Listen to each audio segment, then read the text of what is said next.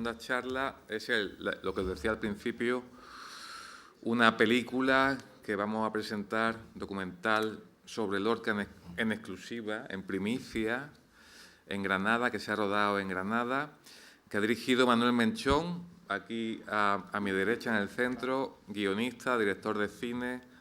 Su obra ha sido seleccionada en importantes festivales nacionales e internacionales. Ha sido galardonada en el Festival Internacional del Mar del Plata, categoría A de festivales, como sabéis. Ha sido premio Días de Cine. En 2016 dirigió su primera película de ficción. En 2020 estrenó con gran éxito comercial y de crítica la película Palabras para un fin del mundo, que supongo que habréis visto, está disponible en RTV Play. En ella se presentaron nuevos documentos en torno a la figura de Unamuno, fruto de muchos años de investigación. Ampliando esa investigación, fue coautor de un libro, La doble muerte de Unamuno, galardonado con el premio Rodolfo Walsh a mejor obra de investigación. Y hoy nos presenta algo parecido a lo que hizo con Unamuno en su momento, sobre la figura de Lorca. Es un nuevo trabajo, una película, un largometraje documental con un gran proceso de investigación detrás. De hecho, la primera vez que vino a la oficina a contactar con nosotros, pues fue hace 4 años, creo, o por ahí, o 5. Lleva mucho tiempo trabajando, investigando sobre Lorca. Ahora os contará en qué aspecto en concreto. La película se rodó, entre otros sitios, en la provincia de Granada el año pasado, mucho antes de que llegasen los Javis. Y es un proyecto que está ya en fase de festival y que va a ser estrenado en un festival en los próximos meses y ya se va a dar a conocer con una campaña y con una convocatoria y todo eso. Pero esta es la primera noticia, digamos, a nivel nacional y las primeras imágenes a nivel nacional que se van a mostrar sobre este proyecto en el que hemos colaborado. A su lado, Fernando Bassi es director y productor de cine, nacido en Buenos Aires. Estudió en la Escuela Superior de Cine de Buenos Aires y comenzó a trabajar como ayudante de dirección allí en Argentina. Y entre sus primeros trabajos destaca el de ser asistente de dirección de Adolfo Aristarain, el gran Adolfo Aristarain, en la película Un lugar en el mundo, que supongo que los cinéfilos conoceréis y amaréis. Después dirigió las series 9 Lunas, De Poeta y de Loco y Archivo Negro para el Canal 13 de Buenos Aires. Y después se vino para España, a Madrid, hace algo más de 20 años, donde empezó a trabajar como director de publicidad y luego como productor ejecutivo de series para Antena 3, La Sexta, Telecinco, Netflix, entre ellas Brigada Costa del Sol. Y ha sido el productor ejecutivo para esta película de Manuel Menchón, La voz quebrada, producida o coproducida con una productora argentina muy potente que es KIS, que ha promovido la adaptación del Eternauta, si habéis visto el Eternauta en Netflix, películas de Amenábar, películas de Almodóvar, pues tiene un porcentaje, junto con la productora de Manuel Menchón y un tercer coproductor en este proyecto. Yo os dejo a vosotros. Quería, en principio, poner algunas imágenes de cómo el proyecto rodado en la provincia de esta jornada. Todas las veces que hay, todas las jornadas hay un proyecto que se ha rodado en el año anterior y este es el proyecto de este año. Y que comentaseis un poco, en principio, para empezar, las localizaciones y el rodaje, Manuel, Fernando, viendo un poco esas imágenes de localizaciones. Esto está en lo alto de la Catedral de Granada, no se ve mucho porque está un poco oculto, pero es un elemento iconográfico muy importante en la película. Buenos días a todos. Bueno, voy a ser rápido para dejarle tiempo suficiente a Manuel para exponer. Primero que nada, estamos muy contentos de volver a Granada y agradecidos a la invitación de la Diputación y del amigo Julio para estar aquí. Hago una introducción muy rápida. Nosotros somos una productora argentina, efectivamente grande, muy grande en Argentina, que abrió oficina en España hace unos años. Por tanto, somos una productora española, pero de capital intelectual, digamos, argentino. Conocíamos Palabras para un fin del mundo, el documental de Manuel, y entonces en un momento Manuel nos trae este proyecto sobre Lorca y Granada. Vuelvo a decir, nosotros somos argentinos, nos hubiese parecido más directo uno de Borges y Buenos Aires o de Cortázar y París, pero enseguida entendimos que Manuel nos traía una película sobre Lorca y Granada, aportando lo que uno espera de un director en una película, llamémosle independiente, que es una mirada, digamos, una manera de acercarse al universo de Lorca en sus últimos años y particularmente en sus últimos meses o días en Granada.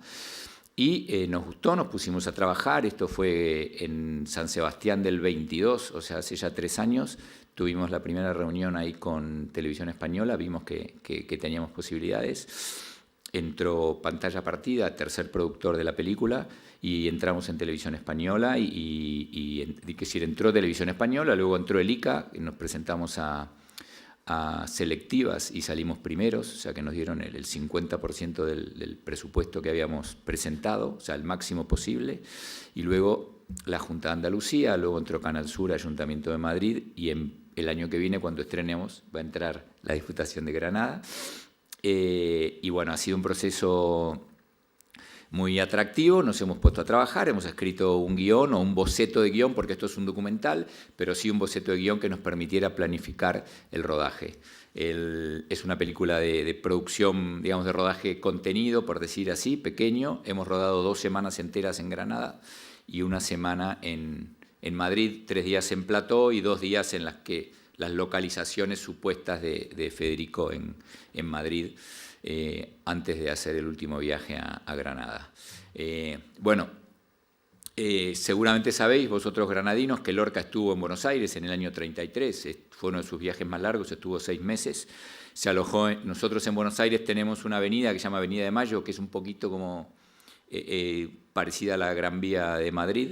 Ahí estaba el Hotel Excelsior, donde Federico se alojó 6 meses o casi 6 meses.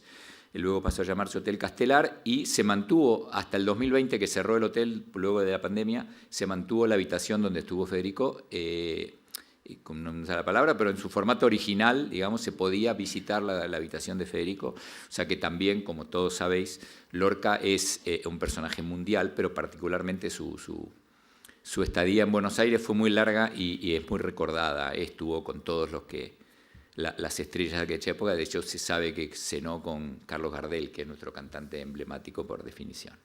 Entonces, bien, largamos el rodaje, ya Manuel había venido muchas veces, vinimos primero a hacer un scouting, éramos 4 o 5 personas, teníamos un localizador que vive en Madrid, un profesional, pero que es originario de Barbate, o sea, de Andalucía. Fuimos a ver a Julio y empezamos a localizar. El guión, en cuanto a rodaje, era bastante ambicioso en cuanto a localizaciones y empezamos, ayudados por la Oficina de Cine, a gestionar localizaciones complicadas. Por ejemplo, esta que veis aquí, el ángel que nos guarda ahora mismo en esta conferencia, esto está en el techo de la catedral.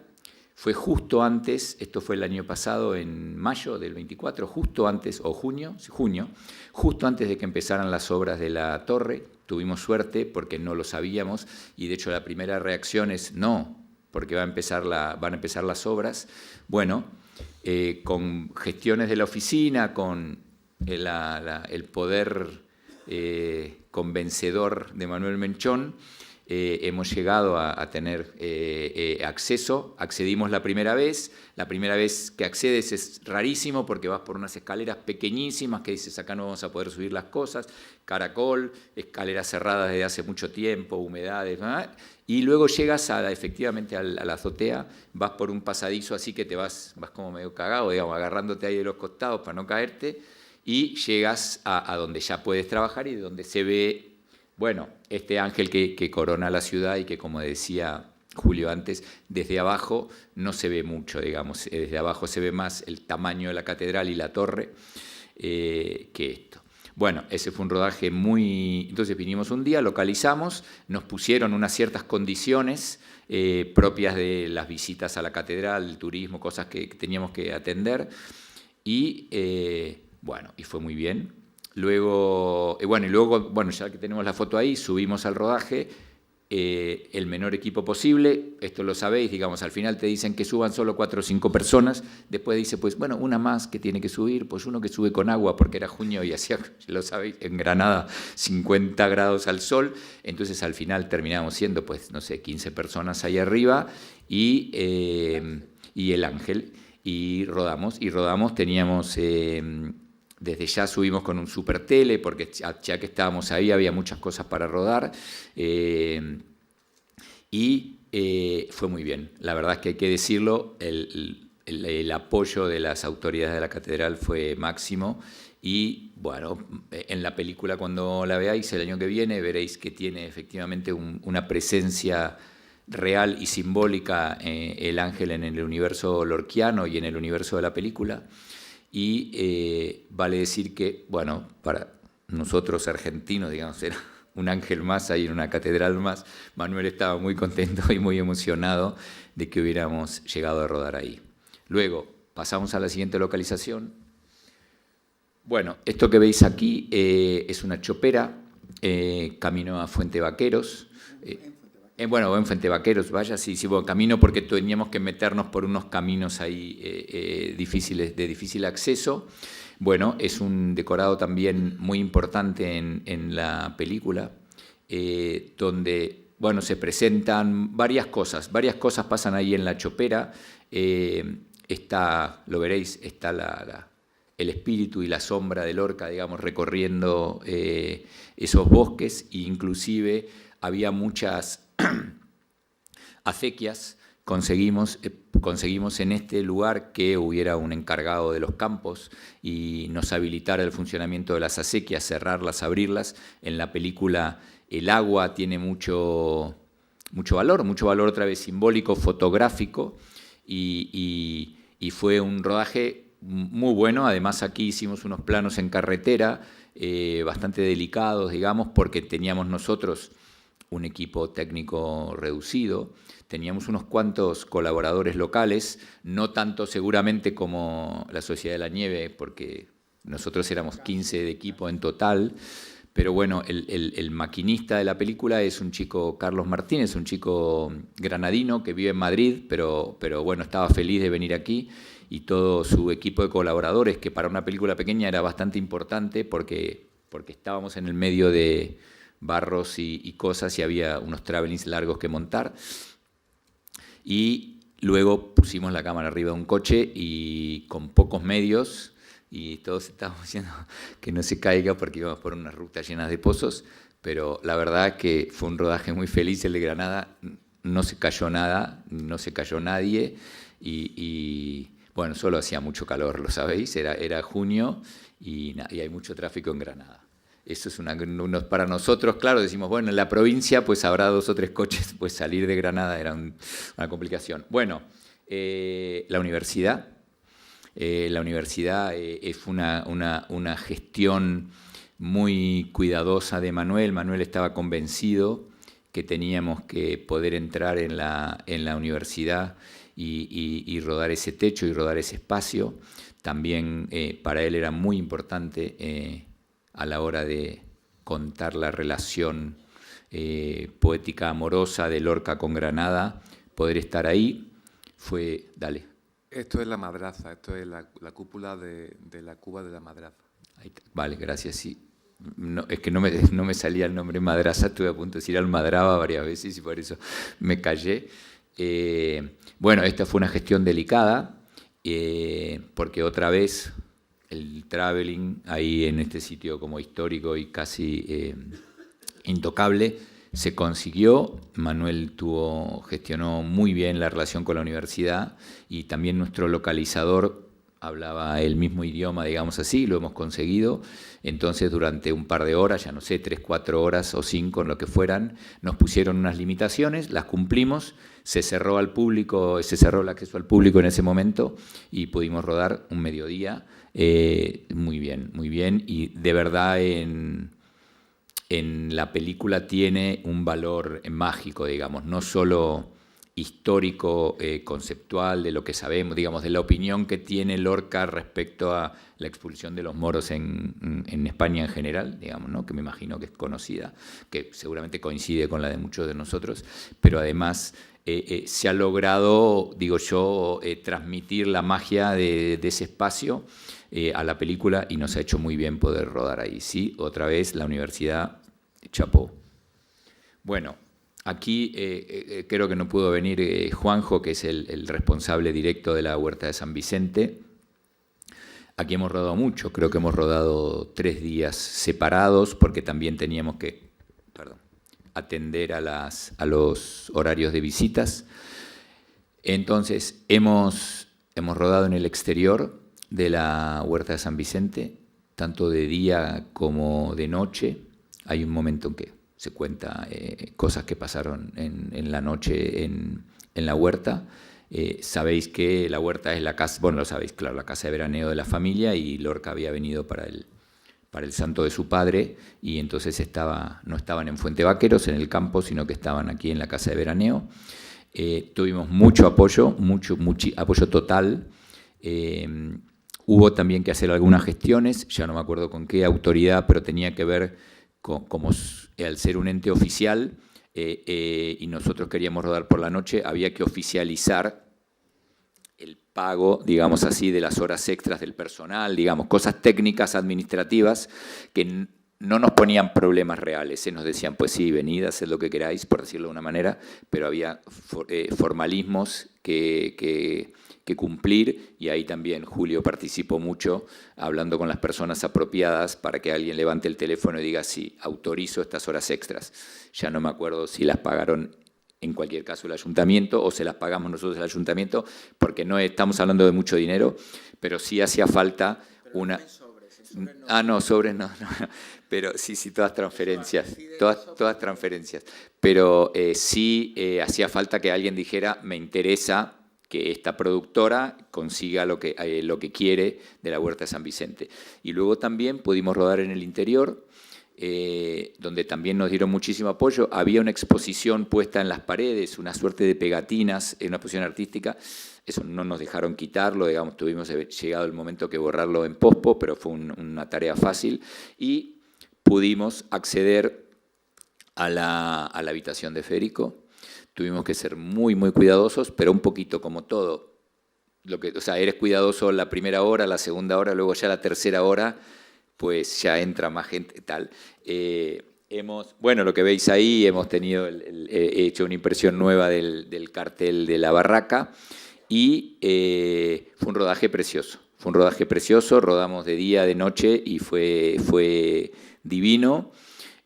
Aparentemente, de hecho, tuvimos que hacer una restauración del escritorio porque le habría quedado un rayón, una rayita. Lo hizo un profesional, gestionado todo por la Huerta San Vicente. También funcionó todo perfecto.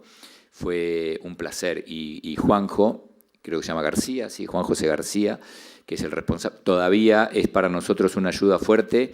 Ya va a hablar Manuel luego de cosas del archivo fílmico, que es como lo que vertebra esta charla. Pero yo he tirado muchas veces de Juanjo información respecto a muchas fotos de Lorca que no conocíamos exactamente el origen, los derechos, dónde estaban, quién lo podía ceder, quién nos podía dar copias en alta, y él nos ha ayudado mucho. Como, hay que decirlo, también ha ayudado muchísimo, y esto ya lo podrá decir mejor Manuel, desde el principio de este proyecto para él, la Fundación Federico García Lorca, que a mí puntualmente me ha pasado muchas fotos en último momento, digamos, en alta calidad, en alta resolución para meter en la peli, pero que mucho antes ya viene colaborando con la película Investigación, así como la Fundación en Fuente Vaqueros también, ¿no? La de Estudios Lorquianos. Vemos la siguiente, Gaby. Bueno, esto esto es, o sea, aquí no se ve, pero esto es en un bosque, en un olivar, el olivar que está frente al cementerio de Granada. Bueno, es un olivo ideal. Nosotros teníamos que rodar un olivo ideal como espacio simbólico de Lorca, que ya no está. Y bueno, durante mucho tiempo pensamos, durante mucho tiempo pensamos llevarlo a Plató, llevarnos un olivo a Plató, porque teníamos que hacer unos efectos de luz y cosas. Se nos complicó un montón. Claro, un olivo pesa un montón, llevarlo al plató, o sea, unas grúas, una cosa de locos. Que el fondo, claro, que el fondo tenía que ser de tal, bueno. Entonces, tenemos nosotros en la película un postproductor, amigo de Manuel, vecino de Manuel, que trabajó en Palabras para un fin del mundo.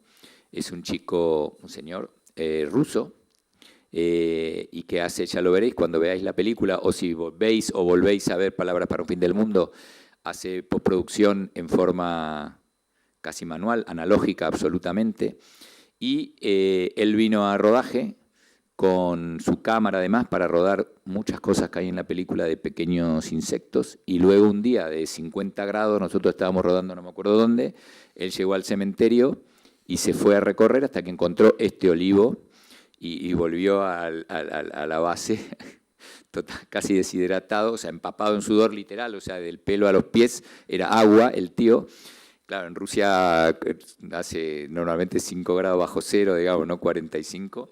Es que, o sea, el actor, hubo un casting muy intenso de olivos, ¿eh? O sea, más que para un actor, y aquí reparto, porque aparte de la forma del olivo tenía que recortar y siluetear muy bien contra el cielo, para que hiciese croma, como un croma, como podríamos hacerlo en un plato. El plato croma fue el propio recorte del cielo. Es una tontería, pero me parece importante esto. Sí, sí, croma. Bien dicho. Y bueno, y esto entonces, cuando estábamos rodando en el cementerio, teníamos que esperar que se nos hiciera de noche para bueno, rodar unas escenas pequeñitas ahí frente a la pared.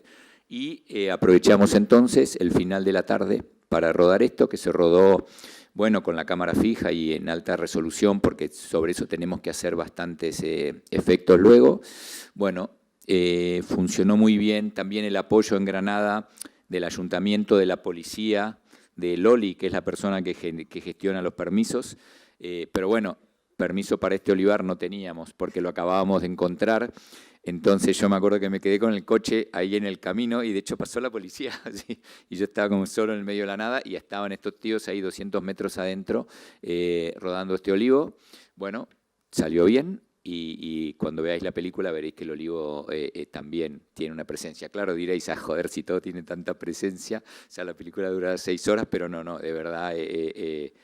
Y bueno, entonces eso, y el rodaje en Granada... o sea, como decía, hemos tenido la mayor cantidad posible de apoyo local, de gente. Teníamos 2 ayudantes de reflectoristas, 2 ayudantes de maquinistas, había un becario de producción y luego el catering era de Granada y mucho apoyo de un Gerardo, ¿no? Que nos presentó Manuel, que es uno que hace eventos, y él a través de él llegamos a generadores, a cherry pickers, a cosas que tiramos de aquí y que estaban muy bien. Unos cuantos de los choferes también. Y bueno, estuvimos 2 semanas en un hotel, éramos 15 personas y salió, de verdad, ayer lo veníamos hablando en el tren, a veces sí, a veces no. Lo veníamos hablando en el tren que salió el rodaje de Granada, todo bien. O sea, no tuvimos de verdad ningún contratiempo, ningún incidente y además... Eso, obviedad, pero de extranjero comimos riquísimo, sí. Y vale. Un momento, aparte de las jornadas que comentas de rodaje, hubo 3 previas, ¿vale? O sea que fueron 15 días en realidad de rodaje en Granada, más... Bueno, claro, sí, es cierto, todo, es cierto. Secreto, ¿nos puede contar eso? Sí, Manuel rodó unas cosas en Granada antes siquiera que entráramos nosotros, digamos. Era una cosa que había que rodar en ese momento y se rodó y está en la película, pero efectivamente hay unos cuantos días más en un lugar También simbólico, sí, sí. Vale, bueno, estoy muy contento de estar aquí, ya lo sabéis. Luego, si queréis preguntarme algo, no sé si habrá mucho para preguntarme a mí. Ahora pasamos a Manuel, que es productor también de la película, es el director, el guionista, y que os va a contar un poco pues, lo que él quiera, básicamente. Bueno, lo primero ha sido como providencial escuchar primero a Alejandro. Yo vengo de publicidad, estuve 20 años dirigiendo publicidad y como creativo han sido recuerdos de Vietnam, la verdad. Motivo por el cual ahora hago estas cosas, ¿vale? Bueno, yo prometí a toda mi familia que no iba a hacer... Yo hice Palabras para un fin del mundo, que era una película documental sobre Unamuno, y prometí tras ese proyecto que no iba a hacer ni otro documental del siguiente proyecto, ni nada de la guerra civil, ni sobre un escritor. Pero como soy un hombre de palabra, aquí tenéis mi siguiente obra. No, o sea, fue el destino, por así decir, preparando Palabras para un fin del mundo, que fueron de documentación para Palabras, o sea, para el documental de Unamuno, fueron como 6 años de investigación, o sea, como una carrera universitaria prácticamente, y entre medias empezó a cruzar documentación de Federico García Lorca, cohesionada con la investigación de Unamuno, ¿no? Cuando terminé Unamuno, en 2020, tuvo mucha repercusión más allá de, bueno, de crítica o de que fue un pequeño gran éxito para lo que es cine de autor, por así decir, o cine de... O sea, recuerdo que se estrenó durante la pandemia y puedo decir con orgullo que estuvimos por encima de la película de DreamWorks, Troll 2, en taquilla, o sea, en cuanto a copia por espectadores. Hubo varias personas...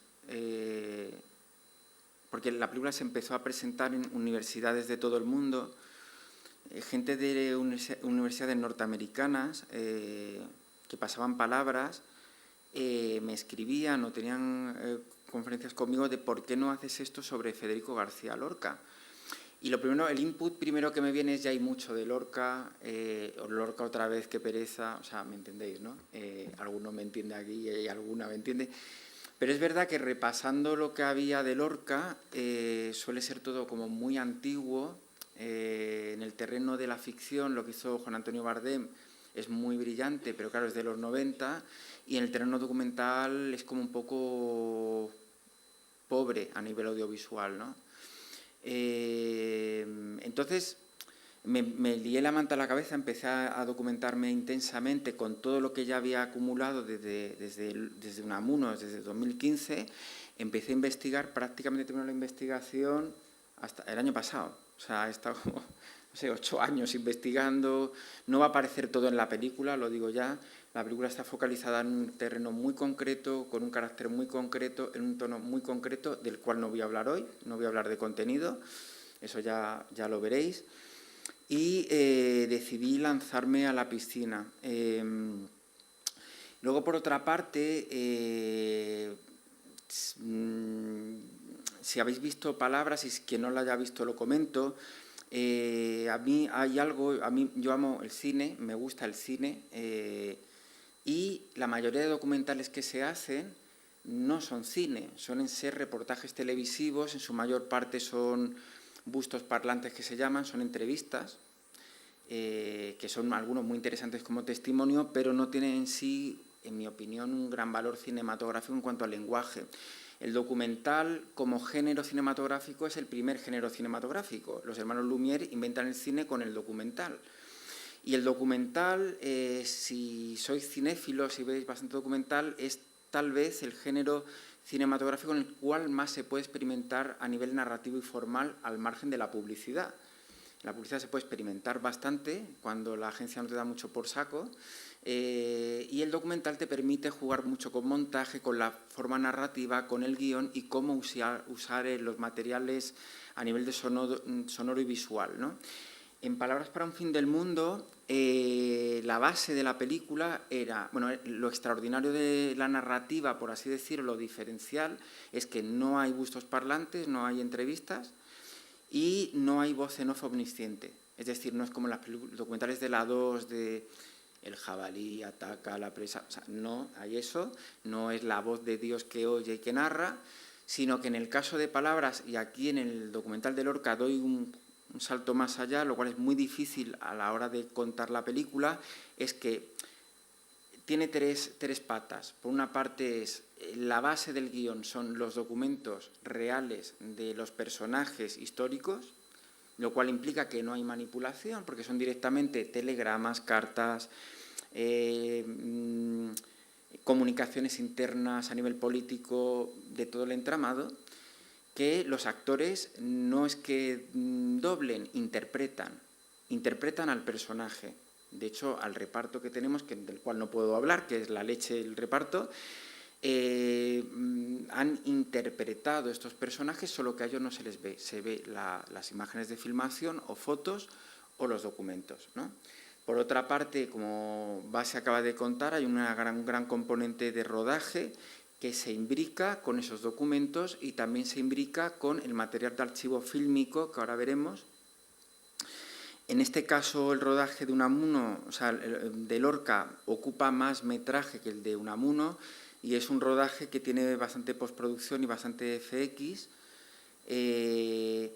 Y ya por acabar, tenemos la tercera parte, que es el archivo fílmico.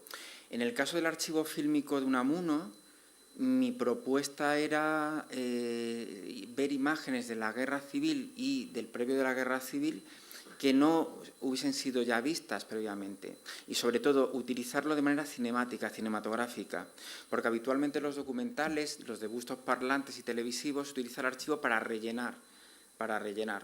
Y en nuestro caso concreto en Palabras, aquí en Lorca también, en La Voz Quebrada, que es como se llama el proyecto, Lorca La Voz Quebrada, la idea era poder utilizar de manera como si yo mismo hubiese rodado ese material, aunque era de otros directores, para lo cual primero había que buscar los brutos, es decir, el material sin editar, porque en los años 30 había un corte muy severo sobre el material de rodado, yo creo por influencia del cine soviético, de Eisenstein básicamente. Entonces hubo un trabajo muy grande de buscar la prolongación del plano para en montaje decidir nosotros a nivel de dirección y de contenido cuánto dura el plano a nivel dramático, cómo cortamos, cómo hilarlo con el material de archivo y cómo hilarlo con el rodaje. Es muy complejo, mucho más complejo de lo que parece hacer una película como esta. Basi puede dar fe de ello. Y de hecho llevamos en producción mucho tiempo y estamos acabando la postproducción ahora. Y el equipo ha sido de primera división, pero está siendo muy complicado, ¿no?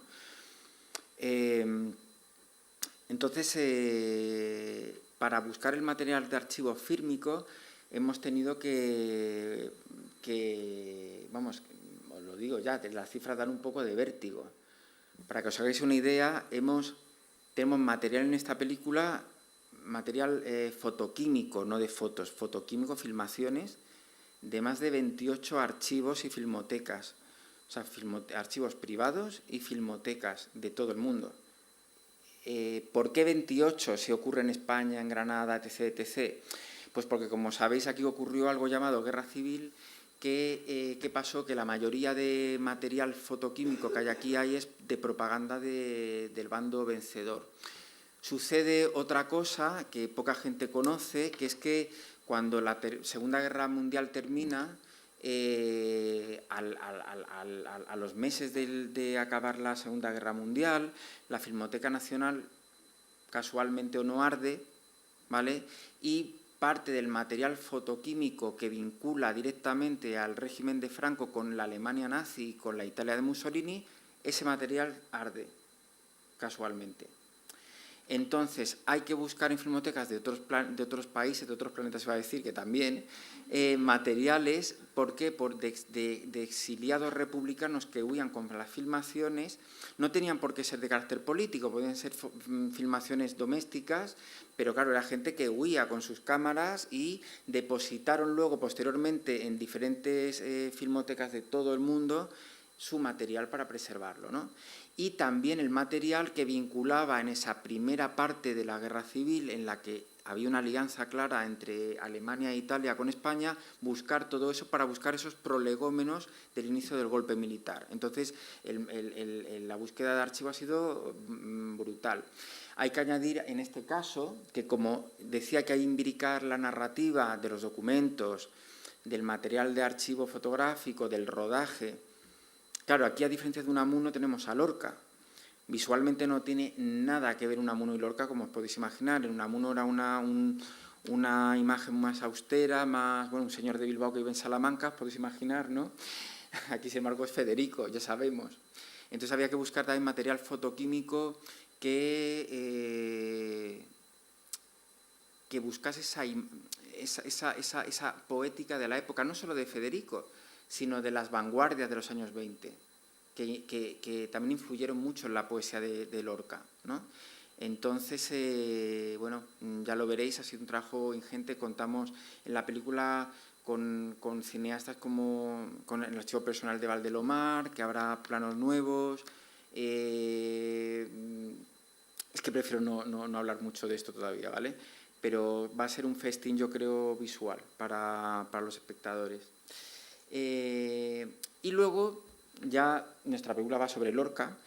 No sé si sabéis, pero bueno, Lorca era muy cinéfilo, muy cinéfilo. Tiene varios poemas y relatos poéticos de carácter cinematográfico. Escribió el guión del Viaje a la Luna, trabajó con Amero.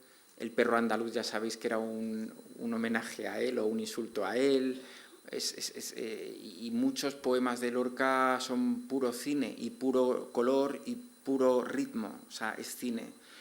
Entonces esto ha sido un reto de cara a la construcción dramática de toda la película. Pero bueno, alguien tan cinematográfico y con tanta presencia, llama la atención que solo haya 2 filmaciones de Federico García Lorca. Hay solo 2 filmaciones que entre nosotros se ven fatal, se ven muy mal. Una pertenece a Enrique Amorín. Enrique Amorín se le llamó el amante uruguayo de Federico, que yo sepa no fue amante, pero se ha escrito mucho sobre esto. Enrique Amorín filmó a Lorca en el año 34, 2 años antes de su asesinato.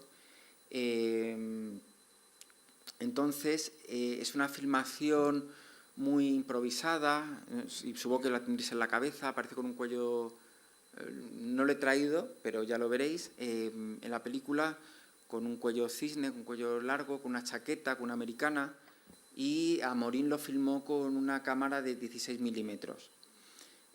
Claro, 16 milímetros, una filmación del 34, pues la calidad os podéis imaginar. Pero yo quería obtener esa imagen a mejor calidad, porque lo que se ve muy mal, ¿no? Y no sabía cómo obtener el fotoquímico original, no sabía si existía siquiera y de dónde podía partir la mejor calidad posible, porque la digitalización que a día de hoy existe y conocéis, que la haya visto, es una digitalización que, bueno, hay 2, que se hicieron a principios del año 2000. Por una parte, Acción Cultural Española, que es un organismo público que depende de Cultura y del Ministerio de Industria, y por otra parte, la Filmoteca de Valencia, el IVAC. Pero la calidad era muy insuficiente. Entonces, investigando en esta investigación, di con una carta de una hermana de Federico, creo que de Concha, pero no estoy seguro, que dice, y se dirige, es una carta del año 40 y pico, y se dirige a Amorín, la hermana de Federico. Y voy a leer un fragmento de la carta, que fue un poco lo que me hizo clic, ¿vale?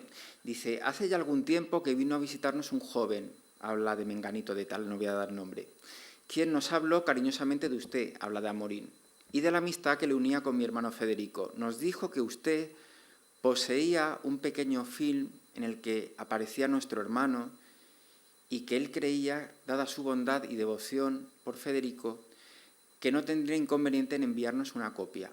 Alentada por sus palabras, me atrevo a escribirle rogándole nos envíe una copia, pagándole nosotros, la familia García Lorca, naturalmente, todos los gastos. ya se puede imaginar lo que poseer este film significaría para nosotros. Y Amorín mandó una copia del 16 milímetros generada en el año 44. Esa copia es la que se han ido haciendo copia y la que se restauró tanto por Acción Cultural Española como por el IVAC. Es decir, que la calidad, pues imaginad, es como si sacáis de un Betacam de los años 90 la copia de una emisión televisiva, o sea, va perdiendo calidad, ¿no? Entonces, para la producción de esta peli, logramos encontrar el fotoquímico original, el nitrato original de 16 milímetros y por primera vez, anuncio y puedo decir, lleno de orgullo y satisfacción, que se ha escaneado a 4K, a más resolución no se podía porque era 16 milímetros, que ya sabéis que son más chiquititas, fotograma a fotograma a la máxima calidad la película. Y luego aparte, nosotros, porque bueno, porque estaba tan dañada la peli, que no se ha podido limpiar mucho lo que es el fotoquímico original, pero nosotros digitalmente hemos limpiado el fotoquímico, o sea que se va a poder ver cómo se rodó, ¿vale? Esto me parece importante, ya por cerrar un poco esto de este señor uruguayo, de Amorín, de Enrique Amorín. Enrique Amorín era alguien muy fanático, no de Lorca, sino de casi cualquier famoso que conocía, le filmaba con su cámara. De hecho, en el archivo, para que os hagáis una idea, aparte de Federico, está, por ejemplo, Ernesto Sábato filmado, Anton Bruckner, el compositor, Stefan Zweig, Iván Bunin, el escritor ruso, Pío Baroja, Jorge Luis Borges, Walt Disney, Pablo Picasso, Salinas, o sea, es alucinante. O sea, lo que hay en el archivo de Amorín son filmaciones muy cortitas, son como casi selfies de hoy en día, ¿vale? Pero bueno, tiene ese interés para nuestra peli. Bueno, la joya de la corona en cuanto a restauración fotoquímica, y traigo unas sorpresas para los que estéis aquí, es que la segunda otra filmación de Lorca es la que ya sabéis de Lorca y la Barraca, que seguro sí habéis visto todo el mundo, ¿vale? Igualmente fue lo mismo, lo hizo Acción Cultural Española y el IVAC en paralelo, ¿vale? Pero la calidad era muy deficiente, o sea, es como decir, bueno, nos conformamos con esto porque por lo menos existe, pero claro, queríamos que se viese con la mejor nitidez, es decir, como si hubiésemos rodado nosotros en Granada. Queríamos, lo cual es posible si obtienes el fotoquímico original. La cuestión es, ¿dónde estaba ese fotoquímico original? Yo emprendí también una investigación. Como podéis ver, la investigación no ha sido solo a base documental de archivo, cartas y documentos, sino a nivel también filmográfico, como podéis comprobar. Entonces, teníamos, digamos que de la Barraca, la Filmoteca Nacional tenía en su base de datos que el camarógrafo de la Barraca había sido Eduardo Ugarte. Eduardo Ugarte le contrató el Ministerio de Cultura de la República para filmar a la Barraca. Y eso era lo que sabíamos, no sabíamos más. Pero cuando me fui al fondo de que tenían Filmoteca Nacional de Eduardo Ugarte, aparecían filmaciones de la Barraca, pero no aparecía Federico García Lorca en ellas. De lo cual se deducía que hubo dos filmaciones. Una primera, la de Ugarte, que pensamos que se rodó en Galicia, ¿vale? En zonas de Galicia, y otra segunda filmación. En esa primera filmación no iba Lorca. La Barraca sabéis que hacía viajes y en algunas iba Federico y otras no. Las del inicio, en plan propagandístico y porque era una estrella, Federico, fue en las del inicio, ¿no? Y en esas no estaban filmadas por Ugarte. Entonces no teníamos ni idea de cómo obtener el fotoquímico. Y repito, lo único que teníamos era la restauración muy deficiente de IVAC y de la Acción Cultural Española. Entonces, si me dejas... Te dejo, vamos a ver. Sí, pues voy dándole yo a la... Sí, tranquilo. Ahí va. Espera. Pasa que tenemos que ir para atrás. Sí. Salir. Ahí está. Vale, entonces, Esta foto es muy iconográfica. Esta foto se vende como foto, está en camisetas, en carteles, es Lorca de noche. Bueno, es Lorca, pero puede ser, quiero decir, Mazón, por ejemplo. O sea, no se ve quién hay detrás de la esta, o sea, no sabemos quién es, ¿no? Se sabe que es Lorca por la documentación, pero como podéis ver en el rostro, pues es que puede ser cualquier persona, ¿no?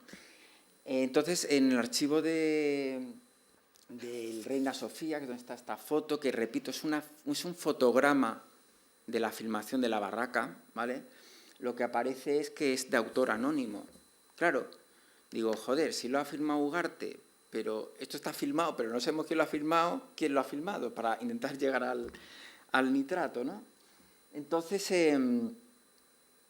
bueno, esta era una primera pista de la que tirar. Mi obsesión era poder ver a Federico en esta filmación y en todas las de la barraca, ¿no? Pero claro, en la Filmoteca Nacional me dijeron que era imposible y que no, que la mejor calidad era la de IBAC, etc., ¿no? Entonces, leyendo un documento, descubrí que Gonzalo Menéndez Pidal, que es el hijo de Ramón Menéndez Pidal, que no sé si os suena, es un filólogo importantísimo, el mayor experto en su época del Mío Cid. Él estuvo de guionista con la película esta del Cid de Charlton Heston. Bueno, pues el hijo de este señor, Gonzalo Menéndez Pidal, que era historiador, en realidad, entre nosotros, era cineasta, pero lo llevaba en secreto. No lo ocultaba a su padre, porque debía ser como un vicio muy perverso. Nadie sabía que era cineasta Gonzalo Menéndez Pidal, ¿vale? Descubrí que Gonzalo Menéndez Pidal había acompañado a la barraca en un viaje a Burgo de Osma. Entonces me fui a la documentación y decidí ponerme en contacto con los hijos o nietos, yo no sabía, de Menéndez Pidal. Y conseguí, tras un año, tardé un año en dar con las nietas de Gonzalo Menéndez Pidal. Y mi sorpresa fue que este señor, pues tenía en su casa, oculto, más de 1.500 fotoquímicos filmados por él. Es como un segundo nodo. A día de hoy estoy trabajando con la familia Menéndez Pidal, porque ahí hay de todo, no puedo contar más, ¿vale? Pero esto fue como, perdonad que os diga, la hostia. O sea, estos son 2 fotos, o sea, hay mucho más. Me puse en plan trapero a buscar, claro, las nietas flipaban, claro, las nietas tenían mucho miedo, porque, te repito, son filmaciones de 1920, mucho. Hay películas de 1915-18 hasta los años 60-70. Es como un segundo nodo. Hay, repito, más de 1.500 filmaciones fotoquímicas. Muchos son nitratos. Si habéis visto Cinema Paradiso, sabéis que el nitrato de aquella época pues ardía con mucha facilidad, era muy peligroso. Y claro, yo me acojoné y dije a las nietas, esto es milagroso que esté bien. No sabía si estaba deteriorado, si iba a tener hongos, si iba a estar corrupto el material. Tenía mucho miedo. Bueno, yo fui 3 días a la casa de este señor. Como estos son 2 ejemplos, ¿vale? Había habitaciones y habitaciones, no exagero, había como 5 habitaciones con mesas de despensa con películas, tenía que ir como las películas viendo negativos, ¿vale? Digo, ojalá esté aquí Lorca, ojalá. Y bueno, ya el segundo o tercer día no me acuerdo, porque claro, es que, repito, imagina, hay que destaparlo con mucho cuidado, claro, te lo puedes cargar, verlo con poquísima luz. Hay que añadir en todo esto que era el mes de agosto, ¿vale? Del año, vamos, de este año, el mes de agosto de este año. Por suerte la casa, no puedo decir dónde está, es un lugar frío y húmedo, lo cual favorece la conservación. Él era muy inteligente y tenía todo muy bien preservado, pero las nietas nunca se habían atrevido a tocarlo. Tampoco sabían lo que había dentro porque no tenían proyector para ponerlas, ¿no? O sea, no es como el Cinexin que lo coges, lo pones y ya está. Entonces, bueno, esto es súper emocionante. Quiero compartir esto con vosotros, es súper emocionante. En todo ese Cristo encontré esta pequeña lata de betún, aparentemente. y pone FGL y dije, esta es la mía. O sea, fue como me ha tocado la lotería. Bueno, esa lata me llena de orgullo y satisfacción. Es de 1932. Era el nitrato original. El nitrato original. Y claro, la cosa era, ¿lo abro o no lo abro? Porque claro, digo, si lo abro igual me la cargo. Fue un momento muy emocionante, espero que lo entendáis. Fue muy importante. Y pedí permiso a las nietas de Gonzalo. Me dijeron, sí, lleva sin abrirse desde que el abuelo murió. O sea, lleva sin abrirse desde los años 60, 70, aquello. Hice así, cogí mi móvil, porque ya con casi 50 años veo mal. Cogí el móvil como de lupa. Y esto que vais a ver es la foto que hice con el móvil. Sí, puedo, ahí. Era el nitrato original, ¿vale? Pero claro, en negativo, claro, es que era la hostia, imaginad, era ver como un espectro de repente. Claro, agosto de este año, ola de calor, digo, y estábamos ya acabando la película. Producción, base entre ellos era, hay que acabar ya la película. Y ahora, esto hay que meterlo en nuestra película. Pero claro, no podíamos meterlo porque, claro, está en fotoquímico, una filmación del año 32. Había que ver el estado de todo el material. Y, oye, te estoy trayendo algo muy guay, Julio. Esto no es normal que te lo traiga aquí alguien un sábado por la mañana, esto, ¿eh? No, espero que entendáis la emoción de todo esto. Se activó rápidamente un operativo de máxima seguridad. Hablé con Filmoteca Nacional. Filmoteca Nacional, siendo agosto, estaban bajos de personal, no podían restaurarlo ni telecinarlo, es decir, pasar de fotoquímico a digital, ¿vale? Nosotros estamos montando en digital, evidentemente. Y entonces me puse en contacto con si el ruso de efectos especiales con el que trabajo es una persona friki súper meticulosa, con el equivalente de fotoquímicos, el mayor friki de fotoquímicos del mundo mundial, que se hace llamar Speed, velocidad, que es un tipo, se parece al Nota del Gran Lebowski. Le llamé y me dice, estoy hasta arriba y me voy de vacaciones porque me voy a correr el Camino de Santiago. Se llama Speed porque corre el Camino de Santiago. Y yo le digo, mira, Speed, me tienes que hacer, o sea, me da igual, me tienes que recibir hoy, te llevo algo importante y tengo que tenerlo para mañana. Es imposible, estoy con no sé qué. Estaba telecinando, pasando de fotoquímico a digital, un videoclip de una banda de moda que no voy a decir quién es porque pasó a segundo plano, que rodó el videoclip con Super 8, lo grabaron, lo filmaron, perdonad, y lo tenían que pasar a digital. Entonces cuando le dije, mira, he dado con un tesoro del archivo de Gonzalo Menéndez Pidal que le he sacado del armario. Llevaba en secreto toda esta pasión que él tenía por el cine, Menéndez Pidal. Y tuve la gran suerte de que Speed me dijo, ¿de Gonzalo? Y yo, sí. Me dice, yo empecé en el cine siendo proyeccionista de Gonzalo. Y yo, ¿qué? Sí, yo con 17 años pasaba las películas de Gonzalo. Y resulta que Gonzalo Menéndez Pidal hacía Cineforum. Entonces invitaba allí, imaginaros, es una fantasía absoluta, invitaba a su casa, hacía Cineforum, con Víctor Erice, con Querejeta, cuando se hablaban, Erice y Querejeta, Carlos Saura, imaginad, hacía una vez a la semana, proyectaba películas en su casa, con su proyector, y Gonzalo sabía de los vicios ocultos de Menéndez Pidal. Y me dije, te voy a hacer un hueco, voy a desplazar a esta banda de éxito. Mi mujer igual se divorcia porque voy a tener que atrasar el viaje al Camino de Santiago, pero vente. Entonces, claro, llamé a Filmoteca y dije, mira, tengo que sacar este fotoquímico, me da miedo que arda en el coche. O sea, os lo digo así.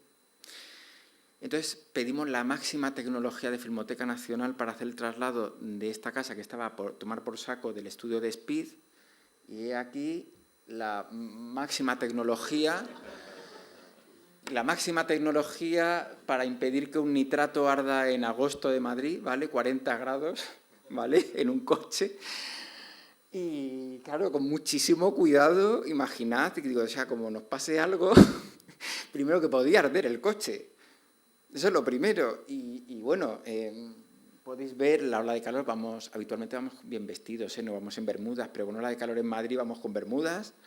Llegamos al estudio de Speed y Speed se puso muy pesimista, va a estar hecho una porquería, esto Gonzalo nunca lo ha proyectado, a saber cómo está, bueno, en fin, me puso en lo peor, yo creo que para luego lucirse, ¿vale?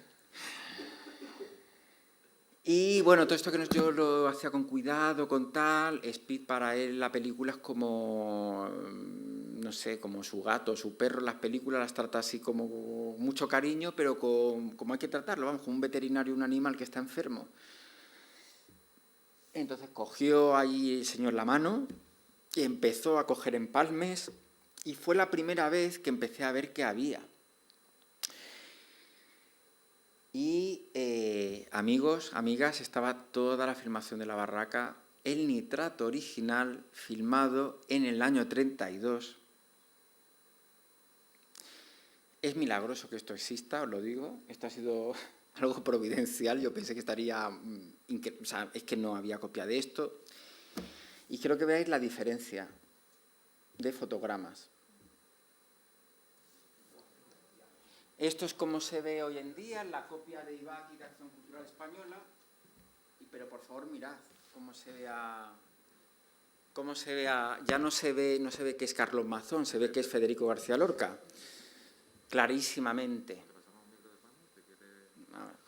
Bueno, yo creo que estoy deseando que la veáis en una pantalla grande, porque esto está así Warry Penguins, ¿vale? O sea, está a baja calidad, cuando se ve en movimiento es impresionante, ¿vale?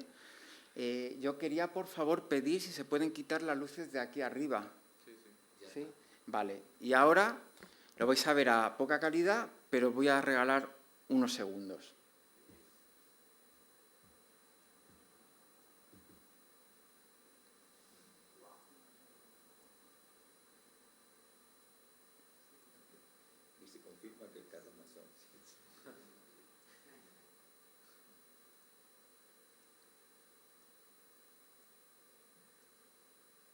Quiero que preste el rostro, por favor.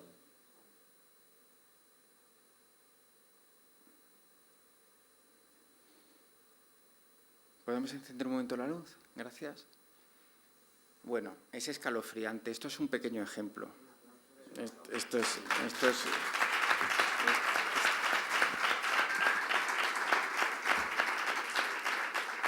yo cuando vi esos fotogramas, y aquí se ve mala calidad, porque esto se restauró a diferencia de lo de Amorín, que lo tenemos a 4K, esto va a estar a 6K restaurado.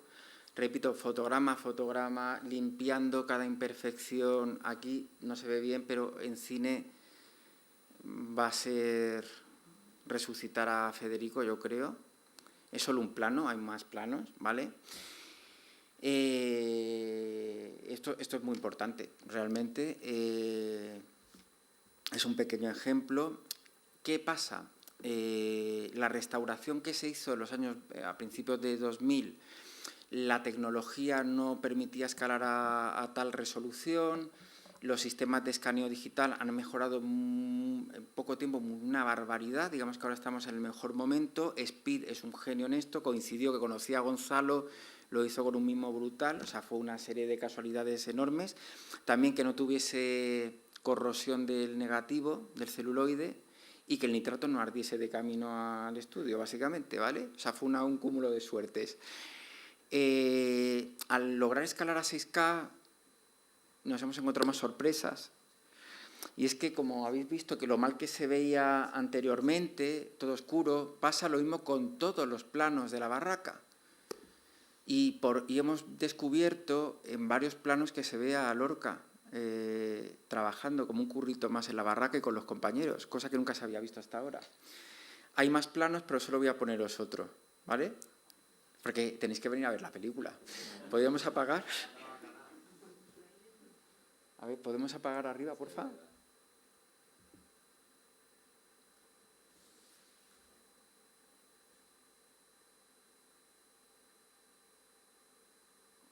prestar atención. A ver, ¿quién le ve? ¿Quién ve a dónde está Wally? Se le ve claramente con sus compañeros disfrutando de ir a Burgos de Osma, preparar aquello. Y ya está, encendemos la luz. Entonces, hay más planos todavía en la que se ve a Federico, que no voy a poneros. Es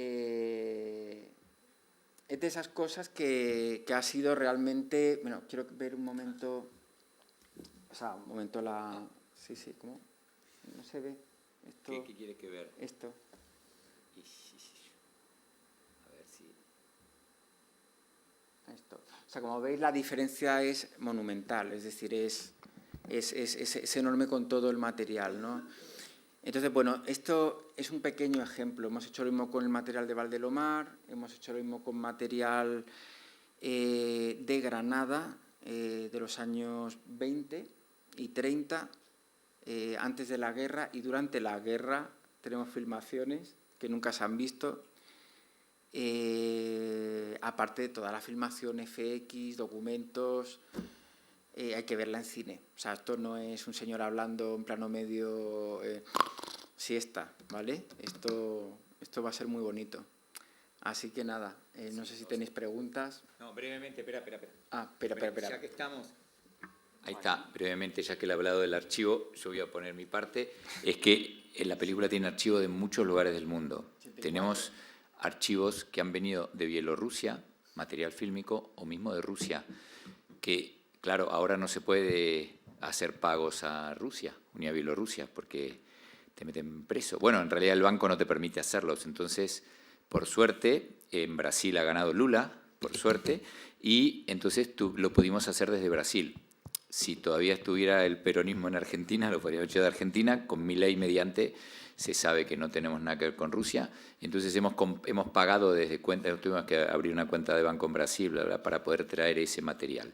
Y luego mucho otro material, tenemos mucho material que viene de Estados Unidos, de tres bancos en Alemania, en Holanda, British Pathé, bueno, muchísimo. Ha sido muy complejo y delicado. La cesión de derechos, digamos, básicamente tenemos a nuestro favor que todos los que salen en pantalla, todas las personas estarán ya muertos, con lo cual nadie te puede reclamar derechos por aparecer, pero sí los derechos intelectuales de las imágenes se liberan recién 80 años después que haya muerto el que los tomó, digamos. Entonces muchos, en el caso de la obra pictórica de Lorca, como Lorca murió hace más de 80 años, sí están liberados, pero luego el resto no. Y ha sido una tarea muy delicada de gestión y de pagar. O sea, es que los archivos estos, por ejemplo, los holandeses, los suecos, los franceses además nosotros pensando en que la película pueda tener un cierto recorrido internacional, en principio tienes que disponer de los derechos para todo el mundo y por todo el tiempo, digamos, sin caducidad. Los franceses no te lo dan, digamos, por definición no te dan nunca derechos tal. Y los holandeses, por ejemplo, Países Bajos, ahora era tan caro que tuvimos que aceptar una reducción de plazo porque era impagable. Bueno, la verdad es que ha sido muy feliz, digamos, muy satisfactoria la primera parte, que era la de buscar los materiales, y luego ha sido durísima la parte de negociación y de conseguir que llegaran los materiales en alta. Por ejemplo, los de Moscú y los de Bielorrusia llegaban en unos mails escritos en bielorruso, digamos, y entonces no sabías mucho de qué se trataba. Pero bueno, aquí estamos ya increíblemente a punto de terminar la película, sí. Eso lo dijo Manuel aquí, o sea que está grabado, así que vamos a terminar la película pronto.